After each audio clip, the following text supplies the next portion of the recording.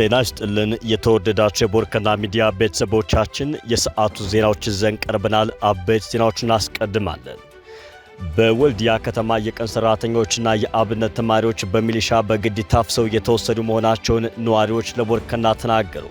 ከድንገተኛ አፈሳው ሸሽተው ለመሮጥ ሲሞክሩ የነበሩ ሁለት የአብነት ተማሪዎች ከጃራ የፋኖ ጥቃት በተረፈ ሚሊሻ አባል በተተኮሰባቸው ጥይት ሕይወታቸው ማለፉ ተሰምቷል። በወልዲያ ስለተፈጠረው አሁናዊ ሁኔታ ሌሎችም ተጨማሪ መረጃዎችን አካተናል። ሕዝባዊ ወያነ ሓርነት ትግራይ ሕጋዊ ሰውነቴ ካልተመለሰ ምርጫ አይካሄድም ማለቱን በክልሉ የሚንቀሳቀሱ ፓርቲዎች ተቃወሙ።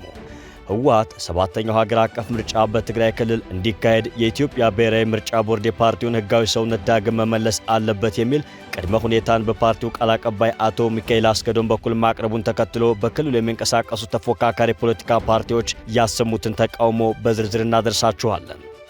ግብጽ የህዳሴ ግድብ የድርድር ምዕራፍ ተዘግቷል አለች።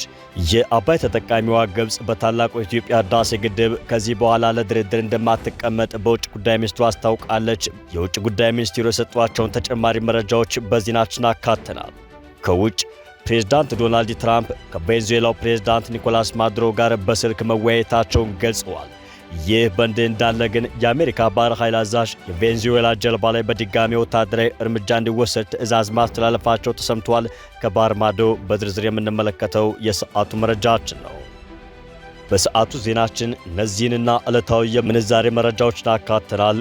በቅድሚያ በወልዲያ ከተማ የቀን ሰራተኞችና የአብነት ተማሪዎች በሚሊሻ በግድ ታፍሰው የተወሰዱ መሆናቸውን ነዋሪዎች ለቦርከና ተናገሩ።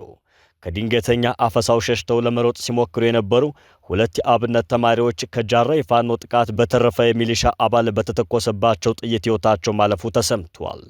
በሰሜን ወሎ ዞን ወልዲያ ከተማ ወጣቶች በኃይል እየታፈሱ ወደት እንደሚሄዱ ባይታወቅም ለጊዜው ግን በከተማዋ በሚገኘው የሼህ መሐመድ አለሙድ ስቴዲየም እንደሚገኙ የዓይን እማኞች ገልጸዋል።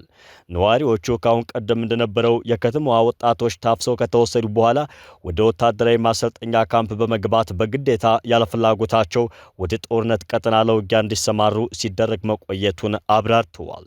ስለ ክስተቱ ለቦርከና አስተያየቱን የሰጠ አንድ የዓይን እማኝ በከተማዋ ኪዳነ ምሕረት ቤተክርስቲያን የሚማሩ የአብነት ተማሪዎችን የሚሊሻ ኃይሎች ፒያሳ አካባቢ ገለዋቸዋል ብለዋል። አፈሳው አሁንም ቀጥሏል አለ ያለው የመረጃ ምንጩ ከድንገተኛ አፈሳው ሸሽተው ለመሮጥ ሲሞክሩ በመሳሪያ ተኩሰው ጣሏቸው ሲል የተፈጠረውን ሁኔታ አስረድቷል።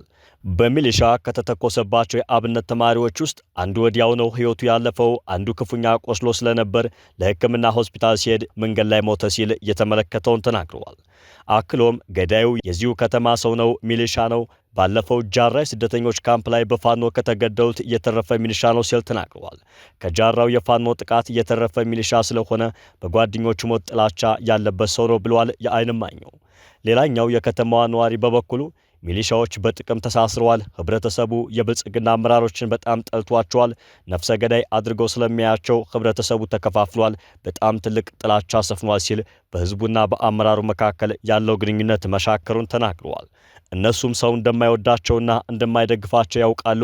አሁንም የዞኑ መንግስት ባለስልጣናትና የጸጥታ ኃይሎች እንደፈለጉ መንቀሳቀስ አይችሉም፣ ከቤታቸው የማያድሯሉ ብለዋል።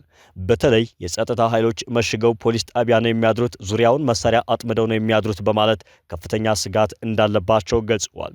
ይህ የመረጃ ምንጭ እንኳን እነሱ ቤተሰቦቻቸው በሰላም መኖር አልቻሉም፣ ልጆቻቸው ትምህርት ቤት አይሄዱም፣ አስፓልት ላይ ያገኙትን የትኛውንም ወጣት አፍሰው ይወስዳሉ፣ ሰው አይወጣም፣ ፈርቶ ነው ያለው በማለት በከተማዋ ስላለው ወቅታዊ ሁኔታ አስረድቷል። እንደ መረጃ ምንጮቹ ከሆነ አፈሳው ከጀመረ ከአንድ ሳምንት በላይ ሆኖታል። ይሁን እንጂ የሚሊሻ ኃይሎች አሁንም በተለይ በስራ መውጫና መግቢያ ሰዓት ጠዋትና ማታ ላይ ድንገተኛ አፈሳ መፈጸማቸውን አላቆሙም ተብሏል። ቦርከና ስለ ወጣቶቹ አፈሳ ያነጋግራቸው የሰሜን ወሎ ዞን የሰላምና ጸጥታ ቢሮ ኃላፊው አቶ ደረበው አዳነ ተፈጠረ ስለተባለው ጉዳይ መረጃ የለኝም በማለት አጭር መልስ ሰጥተውናል። ከተማዋ በተለመደው የማህበራዊ እንቅስቃሴ ነው ያለችው ያሉት ደረበው ስለ ግድያውም ሆነ ስለ ወጣቶች አፈሳ ከመናገር ተቆጥበዋል። ሕዝባዊ ወያነ ሓርነት ትግራይ ህወሓት ሕጋዊ ሰውነቴ ካልተመለሰ ምርጫ አይካሄድም ማለቱን በክልሉ የሚንቀሳቀሱ የፖለቲካ ፓርቲዎች ተቃወሙ። ህወሓት ሰባተኛው ሀገር አቀፍ ምርጫ በትግራይ ክልል እንዲካሄድ የኢትዮጵያ ብሔራዊ ምርጫ ቦርድ የፓርቲውን ህጋዊ ሰውነት ዳግም መመለስ አለበት የሚል ቅድመ ሁኔታን በፓርቲው ቃል አቀባይ አቶ ሚካኤል አስገዶም በኩል ማቅረቡን ተከትሎ በክልሉ የሚንቀሳቀሱ ተፎካካሪ ፖለቲካ ፓርቲዎች ተቃውሟቸውን አሰምተዋል። ሳልሳይ ወያነ ትግራይና የትግራይ ነጻነት ፓርቲዎች የህወሓት እርምጃ የትግራይን ህዝብ ለተጨማሪ ፖለቲካዊ፣ ኢኮኖሚያዊና ማህበራዊ ቀውስ ሊዳረግ እንደሚችል ያላቸውን ስጋት ገልጸዋል። የሳልሳይ ወያነ ትግራይ ፓርቲ የህዝብ ግንኙነት ኃላፊው አቶ ብርሃን አጽብሃ ህወሓት ያስቀመጠው ቅድመ ሁኔታ ህዝቡን ለዳግም ችግር የመዳረግ እድል ስላለው አስቸኳይ መፍትሄ ሊሰጠው ይገባል ብለዋል። የችግሩ የመጨረሻ ገፈት ቀማሽ ህዝቡ ነው ያሉት አቶ ብርሃነ ህወሓት ህጋዊ ሰውነቱን ማስመለስ የሚችለው ኃይልን በመጠቀም ሳይሆን በህግና የፕሬቶሪያውን ስምምነት ላይ መሰረት በማድረግ ብቻ እንደሆነ አስረድተዋል። በተጨማሪም ህወሓት ችግር ውስጥ ነው ማለት የትግራይ ህዝብም ችግር ውስጥ ነው የሚል ይዘት ያለው መግለጫ ማውጣቱ ካለፈው ጦርነት ትምህርት አለመውሰዱን ያሳያል ሲሉ ፓርቲውን ተችተዋል። የትግራይ ነጻነት ፓርቲ ሊቀመንበር ዶክተር ደጀን መዝገበ በበኩላቸው ምርጫ ከመደረጉ በፊት ከመከላከያ ሰራዊት ውጭ ያሉ የታጠቁ ሌሎች ኃይሎች ክልሉን ለቀው መውጣት እንዳለባቸውና መሰል ቅድመ ዝግጅቶች መደረግ እንደሚገባቸው ፓርቲያቸው ሐሳቡን ማንሳቱን አስታውሰዋል። ሊቀመንበሩ ምርጫ ቦርድ ችግሮችን ታሳቢ ያደረገ ጥናት የተመሰረተበት የቅድመ ዝግጅት አድርጊያለሁ ቢልም የሚታየው ነባራዊ ሁኔታ ግን የተነገረውን አይነት አይደለም ያሉ ሲሆን ህወሓት ሀገራዊ ምርጫን ከራሱ ህልውና ጋር አያይዞ መቃወሙ ከፓርቲው ባህሪ አንጻር የሚጠበቅ ነው ብለዋል። የኢትዮጵያ ብሔራዊ ምርጫ ቦርድ ህወሓትን በ2013 ዓ.ም ኃይልን መሰረት ባደረገ አመጽ ተግባር ላይ ተሳትፏል በሚል ከፖለቲካ ፓርቲዎች መዝገብ ላይ እንደሰረዘው የሚታወስ ነው። ከዚያ በኋላም በህዝብ ተወካዮች ምክር ቤት በአሸባሪነት ተፈርጆ ቢቆይም ከፕሪቶሪያው ስምምነት በኋላ አሸባሪነቱ ተነስቶለት በልዩ ሁኔታ በፓርቲዎች ዝርዝር ውስጥ ገብቷል። የኢትዮጵያ ብሔራዊ ምርጫ ቦርድ ህወሓት ህጋዊ ፓርቲውን እንዲቀጥል ማሟላት ያለበትን መስፈርት በተቀመጠለት የጊዜ ገደብ አላሟላም በሚል ከግንቦት 5 ቀን 2017 ዓ.ም ጀምሮ ከፖለቲካ ፓርቲነት ሰርዞታል። ግብጽ የህዳሴ ግድብ የድርድር ምዕራፍ ተዘግቷል አለች። ግብጽ በታላቁ የኢትዮጵያ ህዳሴ ግድብ ዙሪያ ከዚህ በኋላ ለድርድር እንደማትቀመጥ በውጭ ጉዳይ ሚኒስትሯ በኩል አስታውቃለች። ታላቁ የኢትዮጵያ ህዳሴ ግድብን በተመለከተ ከኢትዮጵያ ጋር ተጨማሪ ውይይት እንደማይደረግ የግብጽ የውጭ ጉዳይ ሚኒስትር ባድር አብድላቲ ተናግረዋል። ከቢቢሲ ፎከስ ኦን አፍሪካ ጋር ቃለ ምልልስ ያደረጉት የውጭ ጉዳይ ሚኒስትሩ ባድር አብድላቲ ላለፉት 13 ዓመታት የተደረጉ ድርድሮች አንዳች መፍትሄ አላመጡም ብለዋል። የህዳሴ ግድቡ ከተመረቀ በኋላ በኢትዮጵያና በግብጽ መካከል ያለው ግንኙነት የበለጠ መሻከሩንም ጠቁመዋል። በግብጽና በኢትዮጵያ መካከል የተባባሰው ውጥረት መካረር ዓለም አቀፍ ማህበረሰብን ስጋት ሊገባው እንደሚገባም ተናግረዋል። ባለፉት 13 ዓመታት በሀገራቱ መካከል የተደረገው ውይይት ውጤት ባለማስገኘቱ ግብጽ በዓለም አቀፍ ሕግ መሰረት የውሃ ደህንነቷ እንደምታስከብር አክለዋል። ከዚህ ቀደም ከኢትዮጵያ ጋር የተደረጉ ውይይቶች ምንም ውጤት ባለማስገኘታቸው በቀጣይም ንግግር ማድረግ አስፈላጊ አይደለም ብለዋል የውጭ ጉዳይ ሚኒስትሩ። የግድቡ ጉዳይ ከኢትዮጵያ ጋር ካለን የሁለትዮሽ ግንኙነት ጋር የሚያያዝ ነው ያሉት ባድር አብደላቲ ግድቡን እንደ ተናጠል እርምጃ ነው የምንቆጥረው ብለዋል። ኢትዮጵያ በሉዓላዊ ግዛቷ በራሷ ሀብት ግድቡን ማጠናቀቋን ህገወጥ ነው ሲሉ የመንግስታቸውን አቋም አንጸባርቀዋል። ግድቡን ከዓለም አቀፍ ህግ ጋር የሚጣጣም አይደለም ሲሉ የገለጹት የውጭ ጉዳይ ሚኒስትሩ ዓለም አቀፍ ህግ በግልጽ እንደሚለው ከሆነ እንደ ማንኛውም ድንበር ተሻጋሪ ወንዝ በዓለም አቀፍ ህግ መሪዎች መመራት አለበት። ይህም ማለት ማሳወቅንና ጉዳት አለማስከተሉ ማረጋገጥ ያስፈልጋል በማለት አብራርተዋል። ከአንድ ወር በፊት ግብጽ ብሔራዊ ጥቅሟና የውሃ ደህንነቷን ለማስጠበቅ አስፈላጊ የሆኑ ሁሉንም እርምጃዎች እንደምትወስድ ፕሬዝዳንት አብደል ፋታህ አልሲሲ መናገራቸው ይታወሳል። ኢትዮጵያ በሰጠችው ምላሽ ታዲያ ግብጽ ህገወጥነትና የበላይነት በተሞላበት መንገድ የአባይ ወንዝን ለመቆጣጠር መሞከሯን ቀጥላበታለች ብላለች። አልሲሲ ግብጽ በዲፕሎማሲና እንደ መንግስታቱ ድርጅት ባሉት ዓለም አቀፍ ተቋማት ላይ መተማመኗን እንደ ድክመት መቆጠር የለበትም ብለዋል። ፕሬዝዳንቱ ኢትዮጵያ ታላቁ የኢትዮጵያ ህዳሴ ግድብን በማስተዳደር ረገድ እየተከተለች ያለውን ኃላፊነት የጎደለው ሲሉ የገለጹትን አካሄድ ሀገራቸው እጇን አጣጥፋ አትመለከትም ብለዋል። የኢትዮጵያ የውሃና ኢነርጂ ሚኒስቴር በሰጠው ምላሽ ታዲያ ኢትዮጵያ በአባይ ወንዝ ላይ የመጠቀም መብቷን አሳልፋ እንደማትሰጥ አስረግጧል። ከኢትዮጵያ ጠላቶች በኩል በእጃዙር ጫና ቢበረታም የኢትዮጵያ እድገት አይቀለበስም ሲልም አክሏል። ከቢቢሲ ፎከስ ኦን አፍሪካ ጋር ቃለ ምልልስ ያደረገው የግብጽ የውጭ ጉዳይ ሚኒስትር ባድር አብደላቲ የህዳሴ ግድቡ ከዓለም አቀፍ ህግ ውጭ የተወሰደ የአንድ ወገን እርምጃ ነው ሲሉ ኮንነዋል። ይህ የሚያሳዝን ነው ያሉት ሚኒስትሩ እኛን ስላላማከሩን እውቅና አንሰጠውም ብለዋል። ያሳለፍነው መስከረም ወር ማገባደጃ ላይ የተባበሩት መንግስታት ድርጅት ጠቅላላ ጉባኤ ሲያካሂድ የውጭ ጉዳይ ሚኒስትሩ ኢትዮጵያ በታላቁ የኢትዮጵያ ህዳሴ ግድብ ምክንያት በታችኛው ተፋሰስ የሚኖሩ የሚሊዮኖችን ህይወት አደጋ ላይ ጥላለች ብለው በመክሰስ ሀገራቸው ጉዳዩን ወደ ዓለም አቀፍ ፍትህ ፍርድ ቤት ትወስዳለች ብለው ነበር። በዚያው ጉባኤ ላይ የተገኙት በተባበሩት መንግስታት ድርጅት የኢትዮጵያ ምክትል ቋሚ ተወካይ ዮሴፍ ካሳይ ለግብጽ የውጭ ጉዳይ ሚኒስትር በሰጡት ምላሽ ግብጽ ስለ ታላቁ የኢትዮጵያ ህዳሴ ግድብ ያደረገችው ንግግር መሰረት አልባና አሳሳች ነው ሲሉ አጣጥለውታል። ግብጽ ስለ ታላቁ የኢትዮጵያ ህዳሴ ግድብ ተአማኒ ያልሆኑ ክሶችን በተደጋጋሚ ወደ ተባበሩት መንግስታት ድርጅት የጸጥታው ምክር ቤት አቅርባለች ሲሉም አክለዋል። የህዳሴ ግድቡ ከተመረቀ በኋላ ግድቡ በአግባቡ ባለመተዳደሩ ምክንያት የተለቀቀው ውሃ በሱዳን ጎርፍ አስከትሏል በሚል ግብጽ ክስ አቅርባ ነበር። ኢትዮጵያ የቀረበባትን ክስ አስተባብላ የግብጽ ክስ ዓለም አቀፉን ማህበረሰብ ለማሳሳት እንዲሁም ሐሰተኛ የተጎጂነት ትርክት ለመፍጠር ያለመ እንደሆነ ገልጻለች።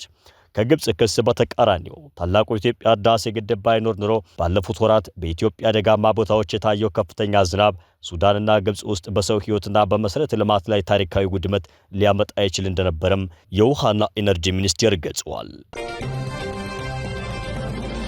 ከውጭ ፕሬዝዳንት ትራምፕ ከኒኮላስ ማዱሮ ጋር በስልክ መወያየታቸውን ገልጸዋል። በውይይታቸውም በአካል መገናኘት ተነጋግረዋል የተባለ ሲሆን በሌላ በኩል ትራምፕ ማዱሮ ስልጣን የሚለቅ ከሆነ አሜሪካ ይቅርታ ታደርጋለች ማለታቸው ተዘግበዋል። ትራምፕ ጥሩ ወይም መጥፎ ውይይት አድርገናል አልላቸውም፣ ግን በስልክ ተነጋግረናል ከማለት ውጭ ዝርዝር ማብራሪያ አልሰጡም። በመሪዎቹ ውይይት ዙሪያ ከቬንዙዌላ በኩል የተሰጠ ማብራሪያ የለም ተብሏል። ይህ በእንዲህ እንዳለ ታዲያ የአሜሪካ ባህር ኃይል አዛዥ የቬንዙዌላ ጀልባ ላይ በድጋሚ ወታደራዊ እርምጃ እንዲወሰድ ትዕዛዝ ማስተላለፋቸው ተሰምቷል። ከትራምፕና ማዱሮ ውይይት ማግስት የባህር ኃይል አዛዡ አደንዛዥ እጽ ያዘዋውራል በተባለ የቬንዙዌላ ጀልባ ላይ በድጋሚ ወታደራዊ እርምጃ እንዲወሰድ ማዘዛቸውን ዋይት ሀውስ አስታውቋል። በቬንዙዌላው ጀልባ ላይ እርምጃ እንዲወሰድ ትዕዛዝ ሲተላለፍ ይህ ለሁለተኛ ጊዜ ሲሆን የዋይት ሀውስ ፕሬስ ሴክሬታሪ ካሮላይን ሌቪት አድሚራል ፍራንክ ብራድሊ ስልጣናቸውና ሕጉን ተከትለው ውሳኔያቸውን አስተላልፈዋል ብለዋል። የአሜሪካ መከላከያ ጸሐፊ ፒት ሄግዚት እንዳሉት ከሆነ ጥቃት እንዲፈጸም ትዕዛዝ ቢሰጥም ዋሽንግተን ፖስት እንደዘገበው ሁሉንም ሰዎች ግደሉ አልተባለም ተብለዋል። ከመጀመሪያው ዙር የአሜሪካ ጥቃት የተረፉ 2 ሰዎች ጀልባው ላይ እንደሚገኙ ከታወቀ በኋላ ሁለተኛው ጥቃት እንዲፈጸም ትዕዛዝ መሰጠቱ ተዘግቧል። ዋሽንግተን ፖስት በዘገባው እንደሚያመላክተው ከሆነ በሕይወት የተረፉ ሰዎች በጥቃቱ የተቃጠለው ጀልባ ላይ ተንጠልጥለው ቆይተዋል።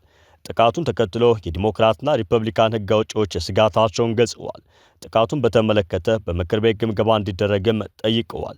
ፕሬዝዳንት ዶናልድ ትራምፕና ፔት ሄግዚት የጦርነት ሕግን ተከትለው የአደንዛዥ እጽ አዘዋዋሪ ሽብርተኞች ላይ እርምጃ ይወስዳሉ ሲሉ የዋይት ሀውስ ፕሬስ ሴክሬታሪ ኃላፊዋ ተናግረዋል። የመጀመሪያው ጥቃት ከተፈጸመ በኋላ 2 ሰዎች ስለመትረፋቸውም ሆነ ሁለተኛው ጥቃት በቀጥታ 2 ሰዎች ኢላማ ስለማድረጉ ማረጋገጫ አልሰጡም ነው የተባለው። ፔት ሄግዚት በሕይወት የተረፉ ሰዎች እንዲገደሉ ትዕዛዝ ማስተላለፋቸውን የአሜሪካ መገናኛ ብዙሃን ዘግበውታል።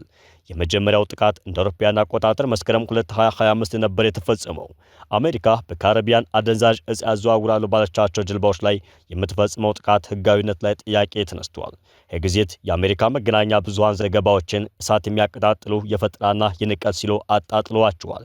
ጥቃቱ በድጋሚ እንዲፈጸም ትዕዛዝ የሰጡትን አድሚራል ብራድሊን የአሜሪካ ጀግና ሲሉ አሞካሽተው ከ3 ወር በፊት መስከረም ላይ የተወሰደውን እርምጃም አሁን ያስተላለፈውንም ውሳኔ ደግፋለሁ ብለዋል። ባለፉት ሳምንታት አሜሪካ በካሪቢያን ላይ ያላትን ወታደራዊ ኃይል አጠናክራ ቀጥላበታለች።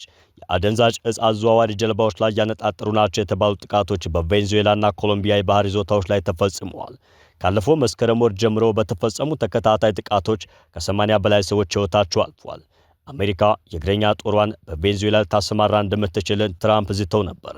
ውሳኔያቸውን የአሜሪካ ሕግ አውጪዎች ተችተውታል። የአሜሪካ ሴኔት ወታደራዊ እርምጃዎች ቋሚ ኮሚቴ እውነታውን እንደሚያጣራ አስታውቋል። ሪፐብሊካኑ የኮሚቴው ሊቀመንበር ሲናተር ሮጀር ዊከር እንዳሉት ከሆነ ኦፕሬሽኑን ከሚመሩት አድሚራል ጋር ውይይት መደረጉ አይቀሬ ነው። ምን አይነት ትዕዛዝ እንደተላለፈ ለማጣራት የድምፅና የምስል ቅጂዎችም ይመረምራሉ። የአሜሪካ ከፍተኛ ወታደራዊ አመራሮች የሚገኙበት ኮሚቴ ስለ ጥቃቱ ዓላማና ሕጋዊነት ምርመራ እንደሚያካሂድ ይፋ አድርጓል። የጂኦፖለቲካና የወታደራዊ ተንታኞች ታዲያ ከመጀመሪያው ጥቃት የተረፉ ሰዎችን ኢላማ ያደረገ ሁለተኛ ጥቃት እንዲፈጸም ትዕዛዝ መሰጠቱ ዓለም አቀፍ ሕግጋትን ይጥሳል ብለዋል። የትራምፕ አስተዳደር በካሪቢያን የከፈተው ዘመቻ ዓለም አቀፍ ውጊያ ሳይሆን አደንዛዥ እጽ አዘዋዋሪዎችን ኢላማ ያደረገ መሆኑን በተደጋጋሚ ገልጿል። በጄኔቫ ስምምነት መሰረት በጥቃት የተጎዱ ሰዎችን ኢላማ ማድረግ ሕገወጥ ሲሆን ለተጎጂዎች ሕክምና መስጠት ደግሞ ግዴታ ነው። ቬንዙዌላ በጀልባው ላይ የተፈጸመውን ጥቃት አውግዛለች። ጥልቅ ምርመራ እንደሚደረግም አስታውቃለች። አሜሪካ ጥቃት በመፈጸም ቀጠናውን እያወከችና እያመሰች ነው ስትል ቬንዙዌላ ከሳለች። የትራምፕ አስተዳደር ግብ ፕሬዝዳንት ኒኮላስ ማዱሮን ከስልጣን በማውረድ የቬንዙዌላ መንግስት ማስወገድ እንደሆነ በመግለጽ ድርጊቱን በተደጋጋሚ አውግዛለች። የተወደዳችሁ የቦርከና ሚዲያ ቤተሰቦቻችን የሰዓቱ መረጃዎቻችን ተጠናቀቁ። ጤና ይስጥልን።